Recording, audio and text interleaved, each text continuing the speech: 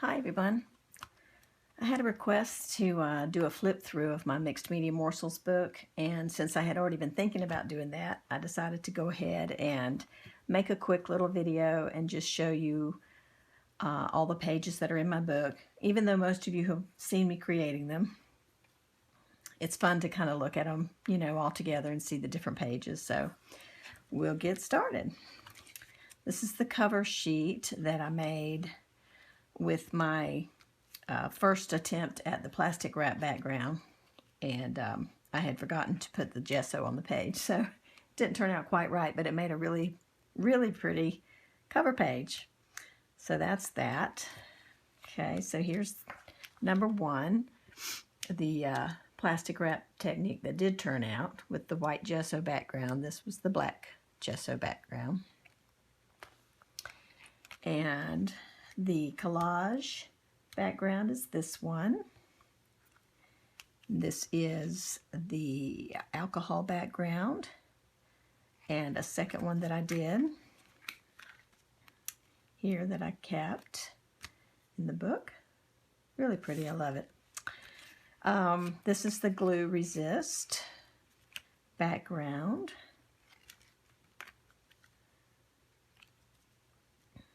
Number 5 was the tissue paper background, and so I did 2 pages of that. I really like this one. I especially like this for whatever reason. I love these colors, but I love the way this one looks. It's just really fun. Okay, and next is number 6, which was inches, and number 7, which was circles.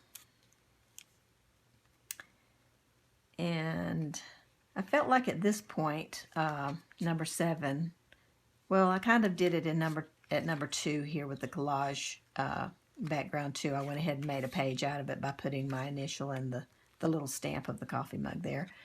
But I just kind of felt like this was a really first excursion into creating an actual art journal page because of the painting in the background and the different layers with the, doing some circles and stamping some text in the background and then adding these on top and all. I just felt like the whole thing looked like a miniature true art journal page. So that was a lot of fun, and I love how that turned out. Okay, and then the house was number 8. And I like the way that one turned out too, just fun. And I added a couple of things after the fact. It wasn't a whole lot, but I remember adding a couple of things after the video was finished. And the little bicycle was one of them. And I cut that bicycle out of a piece of washi tape. That's how tiny that bicycle is. So, yeah, I thought it was funny because it just seemed, to be the right size, just the perfect size to lean up against the tree there. So I couldn't resist. And, of course, I loved my little whimsical birds. They turned out fun, just using a circle to make a bird. So really enjoyed that. And I love the background colors. It turned out really, really nice. I love it. And then this was a 2-page spread when I did the masking technique, and that was number 10, morsel number 10. So I really like how this page came out too. It sort of looks like flowers in space, but with all the little white splatters kind of look like stars. But I guess I could throw some splatters on there in different colors. Might not look so much like stars, add some other colors in with it, but I like it like it is, so I've left it just like it is. All right, then this was number 11, which was the torn paper strips, and I came back with some doodling on that, and finished off the strips a little bit, added some to it. This one is number number 12 is the book itself, making the little journal. And I used some torn paper strips from number 11 inside the covers. So then this was number 12, I'm sorry, number 13, the painted circles, which I loved. And I came back after the video was finished on this one and added the small circles. Someone else in the group, and I'm sorry I don't remember now who it was, but someone else in the Mixed Media Morsels group had done their page, and they added some small circles also, and I loved it. So I came back and filled in my page with some tiny dots and some medium-sized circles with the same paint colors, and I really love how that turned out. So thank you again. I think I thanked you when I did this, but thank you again, whoever it was that had done this first. I really like that. Okay, so then we get to number 14, which was the handmade borders. You know, we did those from using images from catalogs that had like stacked up shirts or towels or things like that that stacked in different colors, which they're just so fun to use. And so that was really, that's really a favorite of mine. I love the borders. I just love it. I've got a few more of those made sitting over there on a table waiting waiting for me to find the right project to attach them to, that I cut out from some catalogs and doodled on a little bit. So, and then this was the mosaics, which was number 15, and I used a jelly print that I cut up into the triangles to attach there, and I love that one too. I love all of these. I've really enjoyed making these and sharing them with you guys. This is my little butterfly page, and of course when you close the book it kind of flattens it out, but it's three-dimensional little butterflies. Love that. And thanks again, Leanne, for your butterfly idea. And this is the napkin background, which was number 17. I love using napkins in my mixed media art, so this was a really fun page to do. And it makes such a quick and simple page when you just want to create something and maybe you don't really know what you want to create. So just grab a napkin and put it on a page, and then add a little bit of stamping in the background and add some words, and you've got a page, and you've created something. It gives you a really good feeling of accomplishment, even though you haven't put a whole lot of effort into it. I love that. And next was number 18, which was the fun wavy lettering. And it's just nice to have some lettering techniques, you know, kind of waiting in the wings, so you can do your pages differently and maybe not do them all the same every single time, you know. So I love this one. And then this was number 19, which was a silhouette, where I used an image from a catalog and painted it black to use as my silhouette. So I really loved this one too. It was so simple, and yet it was so effective, you know. I just love that. So, and he sure is looking up, which is why I put that little sentiment on the page, keep looking up. Okay. And then number 20 was the tissue, using colored tissue paper for a design. Now we use tissue paper back here for a background to give it a textured sort of background, but this one was using tissue in a design, and colored tissue specifically, and some printed. You know, if you chose to use some printed, that was fine too. I added a piece here that was printed, and this one has a little bit of foil flakes in it. And I also included this one that I had made off camera. I believe I made that off camera and decided to go ahead and put it in my book because it was another cool way to use the design, tissue paper in a design. And then I used a credit card dipped in, you know, black paint to make some little borders around the shapes. So that was really fun. And then this one was the doodle page.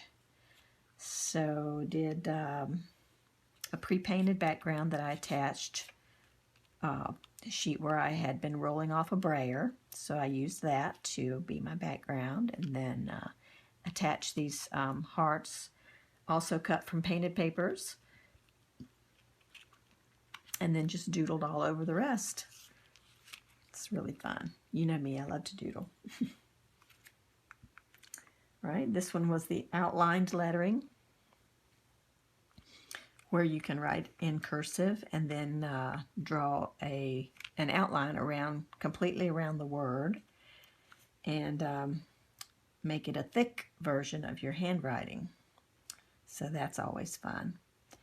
And this was a good example too of the way you can tone down a page, which is what I did here in the center. This was a very brightly colored page. You can see by the border how bright the whole sheet was. And then I used I believe I used gesso and water, and just brushed it on in a random pattern. You can see where I outlined. It was just random, and it really toned down that brightness of that page. So you can do that on a bright page, a page that's too bright or too busy, you know, too much going on. You can always tone it down a little, and then still put your focal point on it, and it will show up a lot better. So I like the way that turned out. And then we get down to number 23, which was the handmade painted tape, where I just used some masking tape and painted and doodled all over it and stuck it to a page. This was another piece of dictionary paper, looks like. Yeah, dictionary paper that I had rolled off a brayer on when I was jelly printing. And this is just a good way to use up those papers that you use when you're cleaning off your brayer and when you have excess paint and stuff. This is a perfect way to use it. You just put it down as a background and then just add to it, you know. And it helps with putting down something on a blank page. Then a lot of times when you sit and look at a blank page and you just don't know what you want to do, it always helps to go ahead and put something down on there to be your background. Then you're not staring at a blank page anymore. Then you actually have a color palette to work with, or maybe you have text in there that, I mean, it just sparks other ideas and other things you want to do to your page. So it's a good thing to do. I've been doing that a lot on these last few morsels here. I have put down a background that was already a pre-painted background that I had. This one too, the posies, which was number 24. Just used a sheet that I already had paint on, you know, and that's using up something that I already have, and it also makes a really pretty background. So this was torn paper circles that we made into our little posies, and after I had turned off the camera, I added the little ladybug, which is a stamp, by the way. I mentioned it to a couple of people who commented on it in the comments on my video that is a stamp. I didn't draw that bug, but I did color it in. It was just a black stamp. So get out and use your little stamps that maybe you've forgotten you had, because I totally forgot I had that. And I started digging, and sure enough, there he was. So I used it and just colored it in, and it added a cute little touch to the page. So I love that. And it was a very simple, quick thing too. So that was the posies, number 24. And then yesterday we did number 25, which was the ransom note lettering. So once again, just another way to use up a lot of the stuff that is mailed to your home, junk mail or magazines or catalogs. You could probably use grocery ads for letters. So, you know, just look at the stuff that you're getting ready to toss when you get a handful of that junk mail. Just look at it before you toss it in case there's something really usable in there. So that's what that one is, and it turned out really cute. Don't know why it took me so long to make one of these, because I have long admired them when I've seen them, you know, other people have made them or used them, or just seen them in general on websites or whatever. But yeah, it was really fun, and I'm glad I finally did it.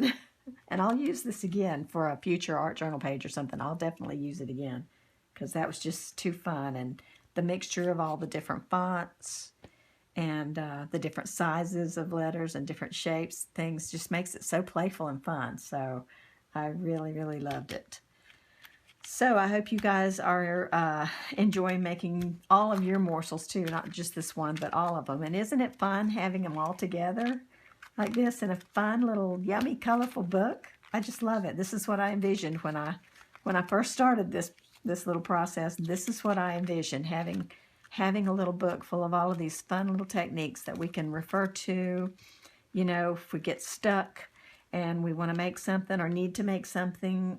You know, you can use all of these techniques for cards or, you know, anything. You need a card for somebody, grab your morsel book and pick one of the techniques out and make a card out of it. I mean, how sweet would that be on a card, you know, for somebody? Certainly would bring a smile to anybody's face. So just keep these in mind, you know, when you're ready to, you know, work in a journal or on a canvas or make a card or, you know, just anything. These little techniques will really come in handy, and I'm just glad to have them all here together and be able to enjoy looking through them. My little book isn't going to hold too much more. It's getting pretty full. I mean, it's pretty close to the ring here at the top of the ring, so we'll be able to fit a few more in, though, I'm sure. But anyway, guys, I hope you enjoyed the little flip through. And I hope you're enjoying making your morsels. And we'll be seeing you again soon for some more. Talk to you later. Bye-bye.